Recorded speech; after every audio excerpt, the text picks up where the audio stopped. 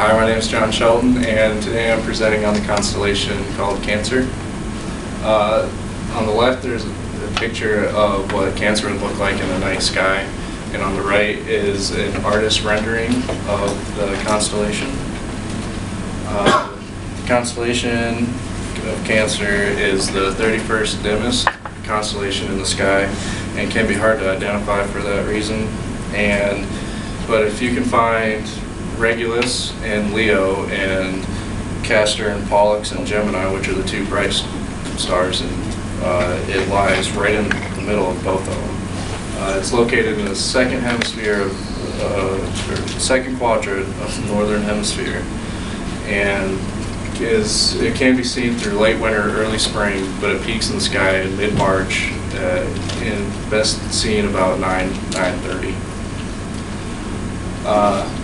Significance: Cancer is Latin for crab, and the story of Cancer is essentially a Greek creation. As the story goes, Hera was unhappy with Hercules for his interactions with Alcmene, so she sent a crab to find him and fatally bite him. The crab found him and bit Hercules shortly after he slayed Hydra, but the bite did not faze him. Hercules just simply crushed the crab and killed him. Once Hera found out about that, she was unhappy with the crab, even though he was dead. Banished him to the heavens, where she made him the most inconspicuous constellation to find in the sky. Deep sky objects. It contains two objects discovered by Charles Messer, which is M44, also called the Beehive Cluster, which is this right here, and then M67 right here.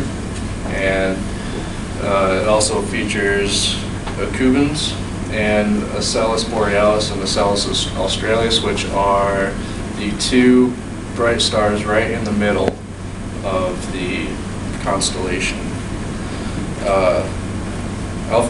Cubans is also called Alpha CNC, and it's known as the claw of the crab, and it's a double star.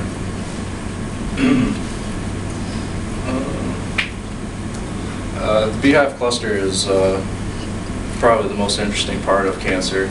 It originally was named Parseep, the manger, which goes back to its Greek origins, and it was called the manger because it's defined as a trough in which donkeys eat, and which connects into the constellation because the word Ocellus means donkeys, so it ties in because of the Ocellus stars, Borealis and Australis. And it's also referred to as the eye of the crab because if you look at it, it's just about in the same position as an eye would be. And another interesting part about it is the ancients used to use it to determine if a storm was coming through, because as high cirrus clouds came through, it was one of the first clusters of stars to be hidden from the clouds because it's pretty dim along with the rest of the constellation.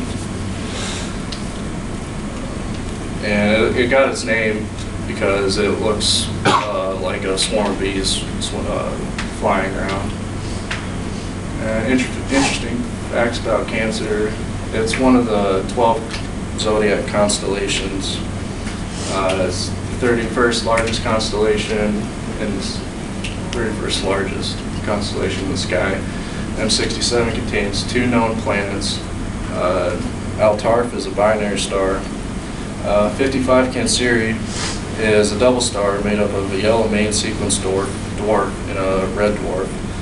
And 55 Canceri A has 5 extrasolar planets orbiting it, which is one of 4 systems with at least 5 planets known that we have discovered. The closest planet to the star itself is considered to be a terrestrial planet. The rest are considered to be Jovian.